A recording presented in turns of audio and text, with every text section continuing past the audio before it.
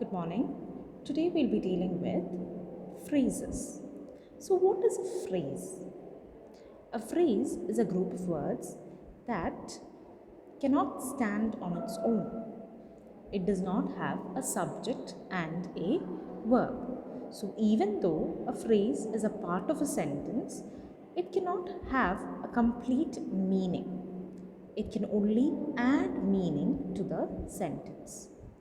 So, a phrase can take the position of a single grammatical unit like a noun, adverb, adjective. And so, instead of a single word noun, we have a group of words that as a whole can substitute for this noun. So, a phrase is a group of words that stands together as a single grammatical unit, does not contain a subject and a verb, and cannot stand on its own, that is, cannot have a complete meaning. So, if you look at the examples, an army marches on its stomach. So, on its stomach is an adverbial phrase. So, it is adding something. What is an adverb? An adverb modifies the verb. So, here on its stomach, the entire phrase is what is modifying the verb marches. Another example, England is a nation of shopkeepers. So, here of shopkeepers is an adjectival phrase. So, of shopkeeper is what is modifying the noun, that is England. Okay. So, an example of phrase given here is Janet eats cake daily. So, if you look at the sentence, Janet eats cake daily. This is a simple sentence that just has the subject, the verb, and the object, and it does not have anything more to it. There is no phrase in it. Now, look at the second sentence. In the second sentence, we are modifying the first sentence by adding something, by describing the subject, that is Janet. My cousin Janet eats cake daily. Okay, my cousin Janet. Here we are modifying the subject Janet. Okay, now in the third sentence, my cousin Janet eats cake during the week. So we have added two phrases. One is my cousin Janet and the second is during the week. So we have two phrases. Okay, so it is with these phrases, with the addition of these phrases, that we can actually create a much more defined sentence. So, in a phrase, we have already discussed that a phrase does not have a verb. So, what kind of verb does a phrase not have? A phrase does not have a finite verb. Okay. So, what is a finite verb? A finite verb is a verb that changes according to according to the time, according to the gender, according to the number. So it is not limited. That is, it can change according to what is before it. Okay, so non-finite verbs are those which do not change. Okay, so sometimes we have being and been as non-finite, but if you look at the forms of be, that is, am, are, you can see that am comes only with I, is and are, one is for plural, one is for singular. So according to what precedes it, or according to what limits it, whether it is the gender, whether it is the number, according to where it is, what it is, there is a change in the verb. So that is what we mean by finite verb. So phrases do not have finite verbs, and it can function like noun, an adjective, or an adverb. So again, what is a finite verb? A verb that shows the change in time and is limited by the number, person, gender. Okay, so he writes letters. They write letters.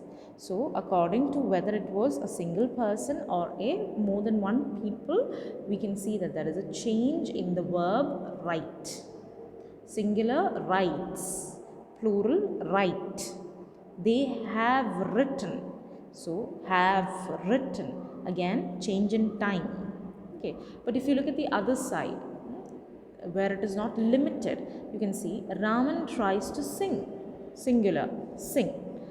We try to sing, again plural, sing, same thing. They try to sing, plural, but still no change. Okay, so what are the different types of non-finite verbs? The different types of non-finite verbs are: one, gerund. So gerund is one term that you are going to hear multiple times. Okay, the first is gerund, the second is participle, and the third is infinitive. Okay, gerund, participle and infinitive. What is an infinitive? An infinitive is formed by placing to before the root verb. So if you have a base verb, and you need to make it an infinitive, what do? You just add to it. So write, to write, it becomes the infinitive. Speak, to speak. Love, to love. Give, to give. Play, to play. So to plus the verb forms are called as the infinitives. Okay, so an infinitive phrase is the infinitive and the modifier. Okay, to walk all that way, to mix peanut butter and jam. So whenever there is a to before, when you add to before a root verb, it should always be the root verb. Okay, what is a root verb? A verb which has no additions like s, no suffixes, no prefixes like s, en, ed. None of that should be there. It should be the root verb. Okay, if you add to the root verb, it becomes an infinitive.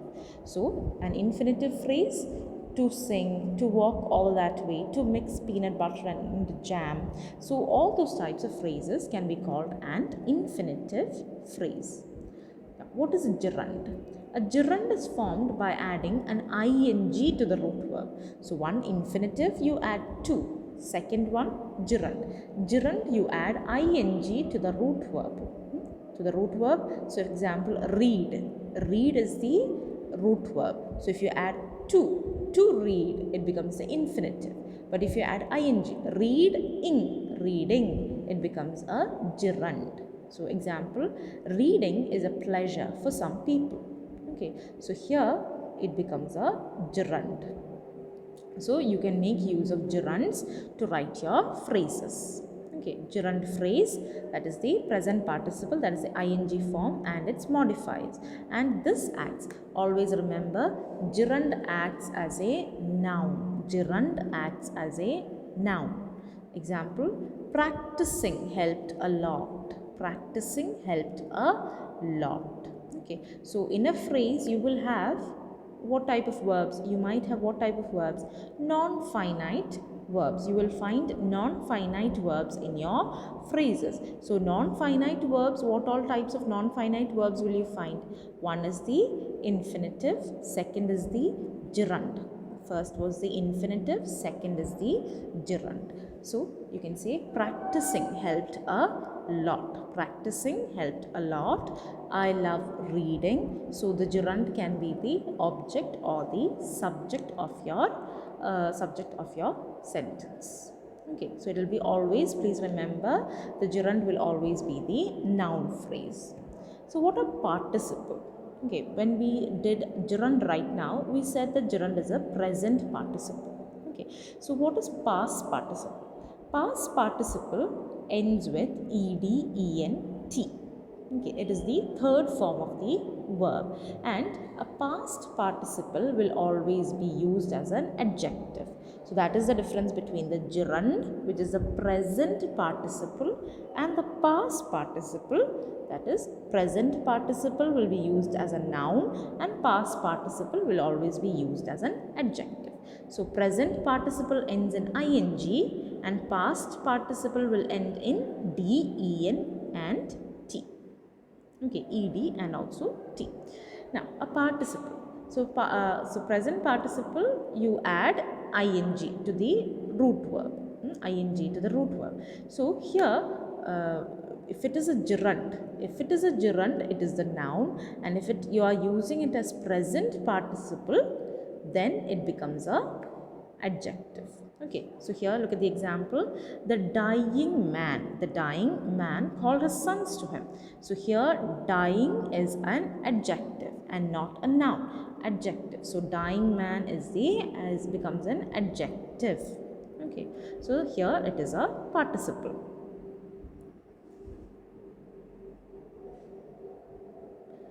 Now, a participle phrase is an adjective phrase headed by a participle. So, just like we saw dying man, so it is headed by a participle. So, here look at the example. Overcome with disappointment, the professor shook his head and sighed. Overcome with disappointment, the professor shook his head and sighed. So, here you can see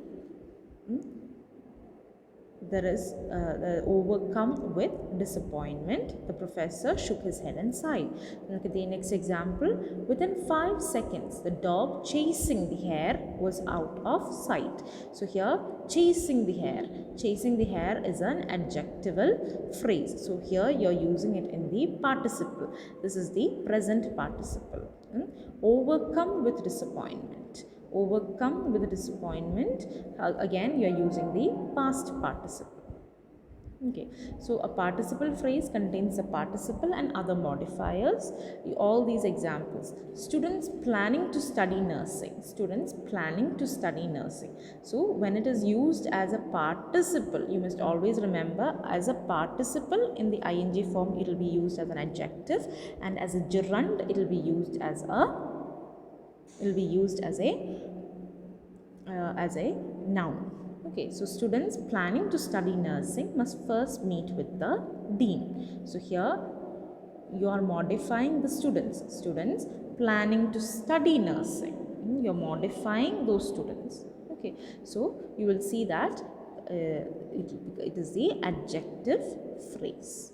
Okay, now another example, if you look at another example, removing his glasses, Clark Kent quickly put on his cape. So here also it is an adjective phrase. Eaten by mosquitoes, again past participle, adjective phrase. Okay, so the difference between gerund and present participle, gerund and present participle both have the same form, ing form. However, gerund is a verbal noun and present participle is a verbal adjective. Look at this example with reading itself. Reading increases our knowledge. Here, reading is a verbal noun. Reading increases our knowledge. What increases our knowledge? Reading, verbal noun. Now, reading the newspaper, he sat in a chair. There it becomes a participle, because there you are not talking about the noun, but rather you're describing the noun. Yes, so it becomes the verbal adjective. Now, adjective phrase. So what is an adjective? An adjective describes a noun. So you have the regular adjectives like pretty, beautiful, all those types of regular adjectives. So instead of a single word adjective, you have a phrase, you have a group of words. Okay, look at this example. Dexter had noticeably evil eyes. Here, noticeably evil describes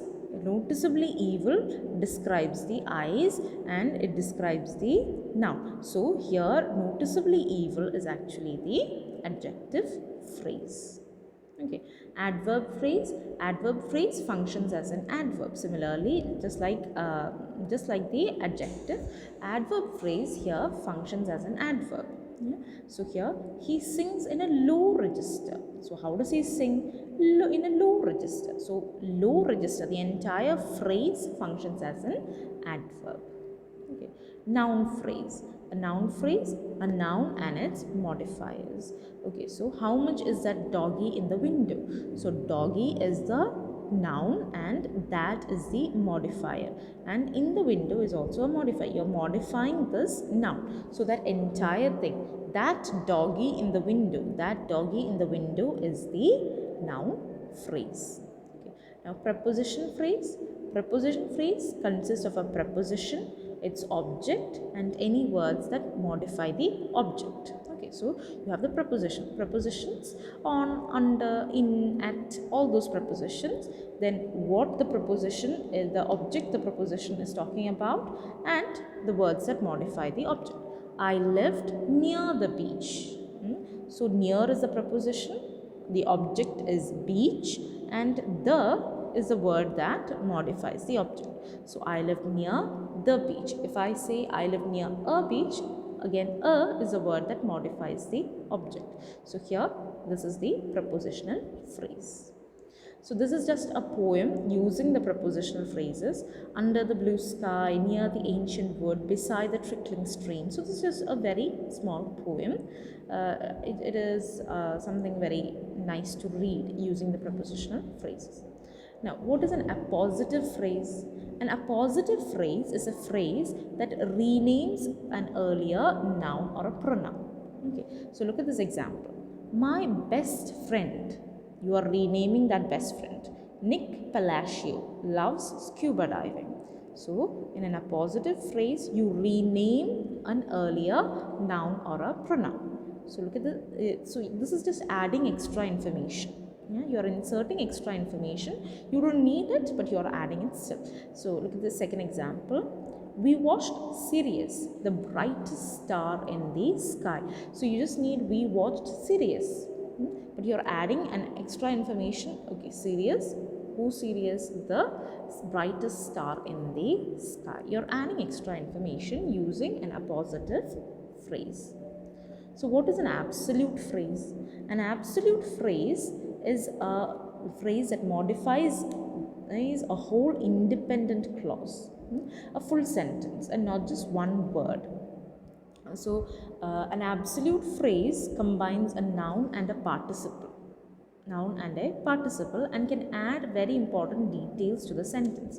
So, here the absolute phrase will modify the entire sentence, not the single subject or not the single object, but rather the entire sentence. Okay, just look at the example. Sally waited for her friends to arrive. That is a complete sentence. And then you are adding the absolute phrase.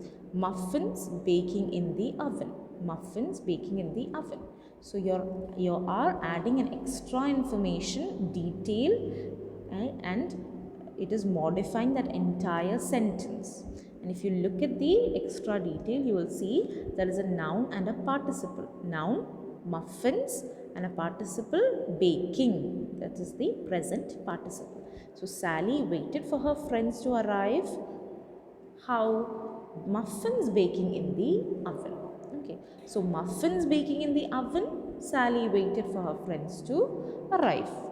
So you're adding a phrase to an already complete sentence, and this phrase will modify the entire sentence, and this phrase will contain a noun and a participle. So that is an absolute phrase. Okay. Now what is a verbless phrase? A verbless phrase is when there is no element of the verb. Whether finite or infinite, there is no element of the verb in that sentence. Okay. Being too shy to reply, he remained silent. Too shy to reply, he remained silent. So there is no verb, there is no element of the verb in a verbless phrase. Okay. So what are the uses and the problems of phrases? Now we have dealt with what are the phrases, what are the different types of phrases, where all can a phrase be used. So what are the uses and the problems of the phrases? So when we are using phrases, it becomes more compact and it is a much more better construction. Okay. Look at this example. When he woke up, he found his horse gone. So instead of saying such a long sentence, we can use a phrase and say, he woke up to find his horse gone. A better construction. But however, sometimes these phrasal construction leads to ambiguity. I met you leaving the room. So there is no clarity. Was I leaving the room or were you leaving the room? There is no clarity. So that can also happen. So I hope you people have understood phrases and you people have understood what are the uses and the disadvantage of using a phrase. So thank you, and until we meet in the next class, have a good day.